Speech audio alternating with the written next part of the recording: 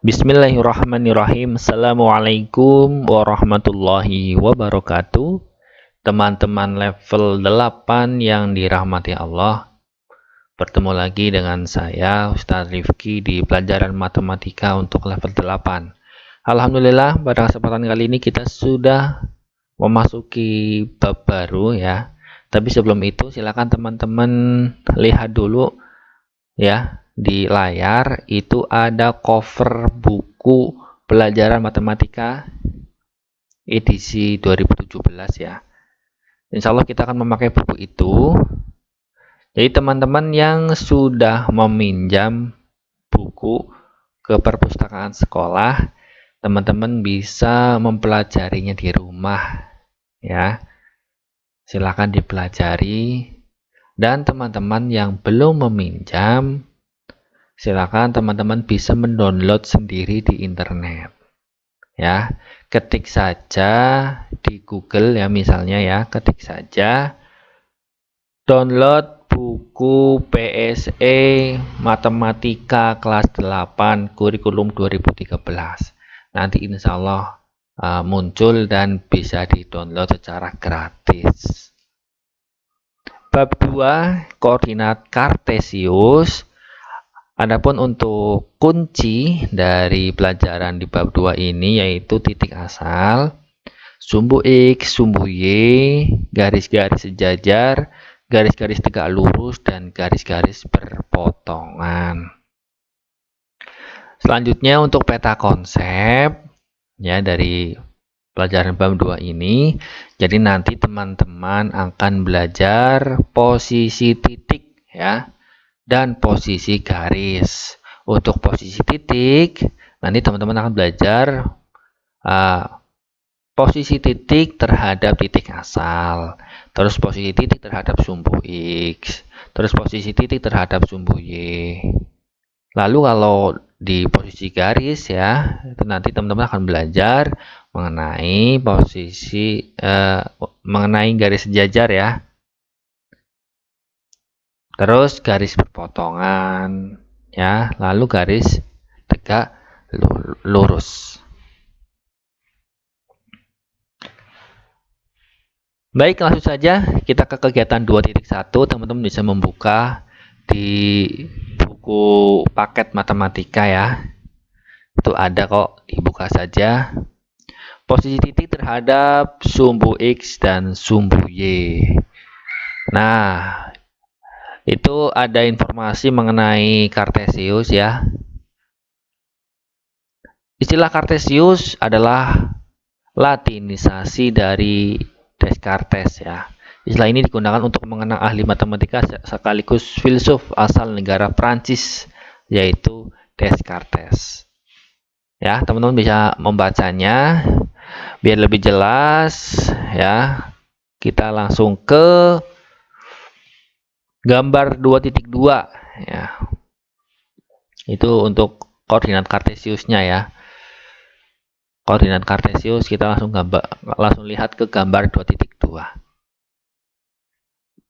ya. Coba sekarang amati posisi A, B, C, D sampai ke titik H terhadap sumbu X dan sumbu Y. Tapi sebelum itu coba kita akan mengetahui bersama mana sih titik asal, mana sih sumbu X, dan mana sih sumbu Y ya. Karena itu salah satu kunci dari pelajaran di bab 2 ini ya. Titik asal itu ini teman-teman 0,0 ini titik asal ya. Kalau sumbu X itu adalah garis yang horizontal ya, yang mendatar ini. Itu sumbu X. Kalau sumbu Y itu yang vertikal ya, yang berdiri nih. Ini vertikal. Ya, itu sumbu Y. Baik, selanjutnya setelah mengetahui titik asal, sumbu X dan sumbu Y, teman-teman bisa mengamati posisi titik A sampai titik H terhadap sumbu X dan sumbu Y. Nah, titik A ya. Titik A, ini titik A berjarak 3 satuan dari sumbu Y. Ini sumbu Y ya. Ini sumbu Y, ini titik A.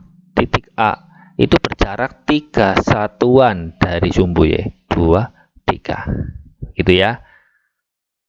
Kalau dari sumbu X, titik A berjarak berapa dari sumbu X? 1, 2, 3, 4, 5, 6. 6 satuan dari sumbu X. Tadi 3 satuan dari sumbu Y. Sekarang yang D, langsung ke yang D ya. Yang D ini yang D. 6 satuan dari sumbu Y. Ini sumbu Y ya, yang vertikal yang berdiri ini sumbu Y. Hitung ada berapa jaraknya? 1, 2, 3, 4, 5, 6. 6. Terus dari sumbu X, titik D ini ada berapa satuan jaraknya? 1, 2, 3, 4, 5. Ada 5 satuan. Begitu ya. Langsung kita ke H. Ya. Kita ke H. H ini berjarak berapa satuan dari sumbu Y? Ini sumbu Y ini. Nah, hitung saja. 1, 2, 3, 4, 5, 6. Ya, berjarak 6 satuan dari sumbu Y. Terus H ini berjarak berapa satuan dari sumbu X? 1, 2, 3, 4, 5. Ada 5 satuan dari sumbu X. Begitu ya teman-teman ya. Setelah antum mengamati, antum bisa menentukan titik A jaraknya berapa dari sumbu Y, jaraknya berapa dari sumbu X, dan seterusnya sampai titik H. Lanjut, ayo kita menanya.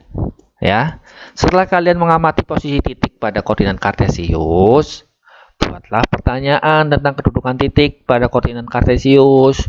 Misalnya, mengapa titik E dan titik H memiliki jarak yang sama dengan sumbu X, tetapi memiliki jarak yang berbeda dengan sumbu Y. Berarti kita amati dulu titik E dan titik H. Titik E dan titik H, ini E, ini H, ya, memiliki jarak yang sama. Kenapa sama? Karena ini sama-sama memiliki ini ya, terhadap sumbu X ya, terhadap sumbu X itu berapa ini? Yang E, 1, 2, 3, 4, 5. 5 satuan. Yang H berapa satuan? 1, 2, 3, 4, 5. 5 satuan. Berarti sama karena jaraknya sama ya. Ya, jaraknya sama. Tetapi kita lihat kalau terhadap sumbu Y, ya, kalau dengan sumbu Y ini bagaimana? Coba yang E, ada berapa satuan? 1, 2, 3, 4, 5. Ya, kalau yang E 5 satuan. Tapi yang H berapa? Coba lihat. 1, 2, 3, 4, 5, 6. Nah, ini yang E 5 satuan. 5 satuan. Yang H itu 6 satuan. Jadi berbeda. Kalau terhadap sumbu X ini sama ya. Sama-sama tadi berapa? 1, 2, 3, 4, 5. 1, 2, 3, 4, 5. Ya, 5 satuan. 5 satuan. Ini pun 5 satuan. Begitu ya. Jadi karena jaraknya berbeda.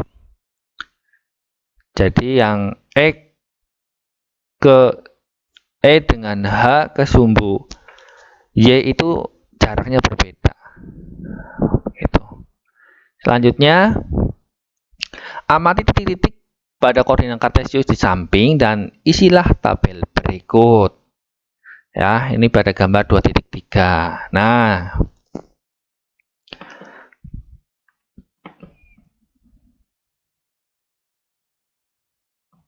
Ya.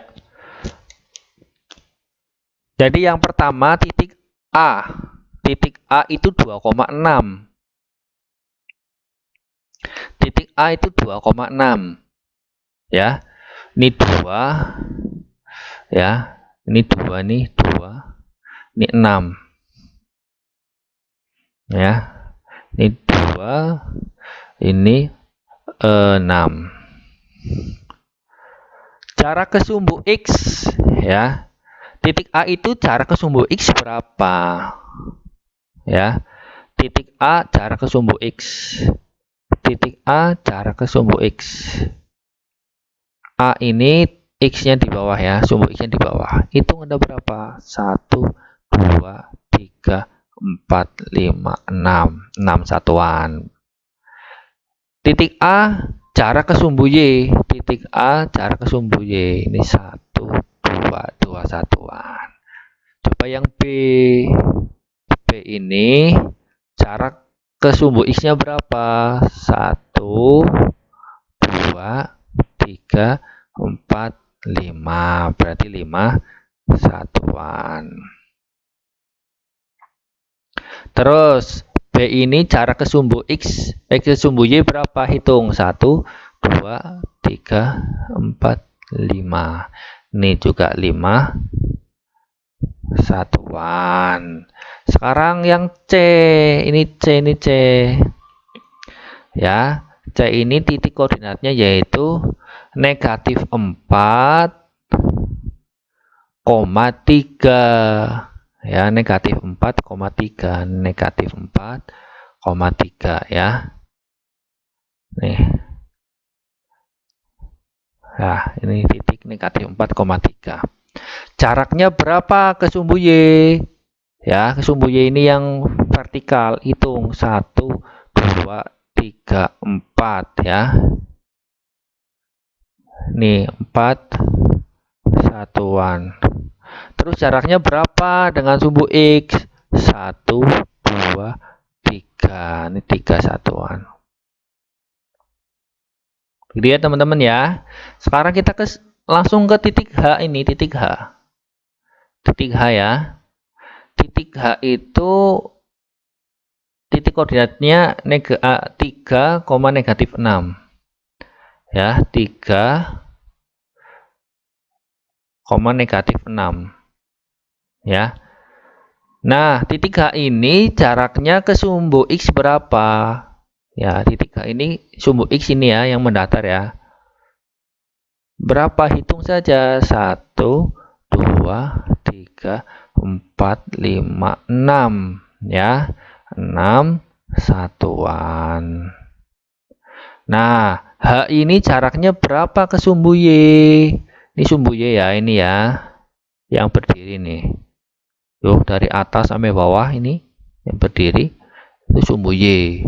Ada berapa satuannya? Jaraknya ada berapa satuan? Hitung. 1, 2, 3. Nah, berarti 3 satuan. Begitu ya, teman-teman ya. Untuk lebih mantap lagi, coba untuk yang F ya, titik F.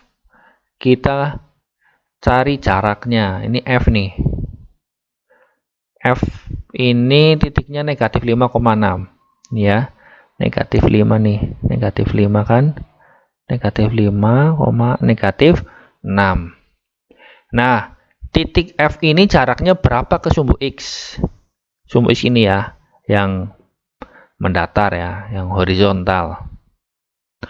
Hitung 1, 2, 3, 4, 5, 6. Ya, berarti 6 satuan. Nah, titik F ini jaraknya berapa ke sumbu Y?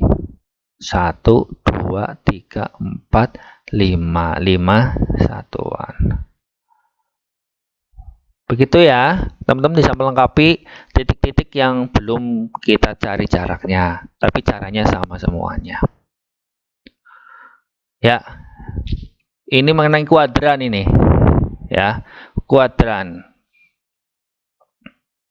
Ya.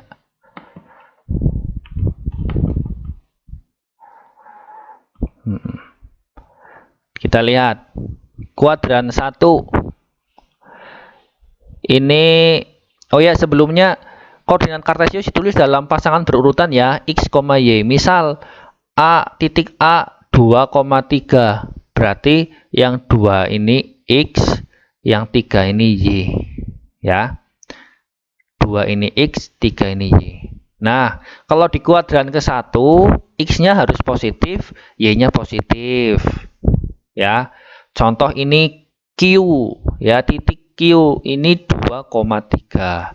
Lihat x-nya kan ini kan positif, x-nya positif ya. 2 ini kan positif. Y-nya 3 kan positif, berarti dia berada di kuadran ke-1. Ini daerah kuadran ke-1 ini. Ya, terus berikutnya koordinat yang kuadran 2, koordinat x-nya negatif, y-nya positif. Lihat yang P. Yang P ya, ini P negatif 2,1 ya. Lihat, ini kan x, negatif 2-nya x. X-nya kan negatif. Y-nya positif. Nah, kalau x-nya negatif, y-nya positif, berarti dia berada di kuadran kedua. Atau contoh lagi biar lebih mantap. Misal ini berapa nih? Titik ini misal R ya, ini titik R. R ini titiknya titik berapa ini? Negatif 5,3. Negatif 5,3. Nah, ini kan x-nya negatif, y-nya positif. Nah, ini kuadran kedua, x-nya negatif, y-nya positif. Berarti dia berada di kuadran kedua. Ini daerah kuadran kedua. Nah, kalau di kuadran ketiga, x-nya negatif, y-nya negatif. Contoh ini, kita ambil satu titik saja. Nih. Ini ya, misal ini titik S. Titik S. S ini titik berapa ini? Titik koordinatnya berapa S? Negatif 4, negatif 2 ya. Negatif 4, negatif 2. Nah, ini kan x-nya itu kan negatif, y-nya juga negatif. Kalau x-nya negatif, y-nya negatif, dia berada di kuadran ketiga. Ini x negatif, y-nya negatif. Terakhir, di kuadran keempat, ini tidak ada contohnya. Coba kita cari, apa namanya, kasih contoh satu ya, misal ini. Nah, ini. Titik T, misal ya. T ini titik berapa sih T? Lihat, ini 4, negatif 5 ya. 4, negatif 5. Nah, ini x-nya positif, y-nya negatif. Kalau x-nya positif, y-nya negatif, berarti dia berada di kuadran keempat. Begitu ya teman-teman ya. Ayo menanya. Setelah kalian mengamati 4 kuadran dalam koordinat kartesius, coba buatlah pertanyaan. Misal pertanyaan gini. Titik A negatif 4,3 terletak pada kuadran berapa? Ya, negatif 4,3. Ya, mari kita coba buat sendiri ya koordinat kartesiusnya. Misal ini. Ya, ini. Nah, ini teman-teman bisa membuat dengan penggaris ya. Ini tengah, ini kan titik asal, ini 0, 0,0. Ini ke kanan positif 2, 4, ke bawah negatif.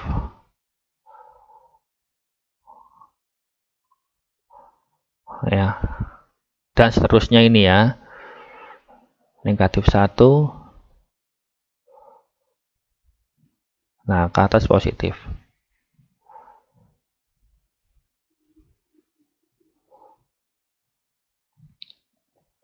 Nah, misal ada yang nanya titik negatif 4,3 itu di kuadran berapa? Negatif 4,3. Negatif 4,3. Berarti ini gambarkan titiknya dulu. Negatif 4,3. Nah, ini. Ini A. Ingat, ini kuadran 1, ini kuadran kedua, ini kuadran ketiga, ini kuadran keempat. Berarti titik A ini terdapat pada kuadran kedua. Ya, teman-teman bisa menggambarkan. Atau teman-teman ingat-ingat yang ini, ya. Yang ini, kalau X-nya, ini kan X ya, ini kan X-nya negatif, Y-nya positif, ya, berarti dia berada di kuadran kedua. Ya, teman-teman bisa bisa dihafalkan. Tapi kalau Ustadz pribadi lebih baik menggambarkan, ya. Ini berlawanan dengan jarum jam. Ini kuadran 1, ini kuadran kedua, ini kuadran ketiga, ini kuadran keempat. Misal ada yang nanya, tentukan kuadran keberapa untuk titik 2, negatif 3. Nah, ini kan 2, negatif 3. Ya, misalnya ini titik B. 2, negatif 3 dari kuadran berapa? Nah, kalau posisinya di sini, ya, berarti ini kuadran keempat. Begitu, teman-teman. Ya, kalau saya lebih baik menggambarkan, ya, daripada menghafalkan. Kalau digambar nanti kelihatan sekali dia berada di kuadran keberapa. Nah, coba ayo kita menalar. Coba perhatikan kembali koordinat kartesius di bawah ini.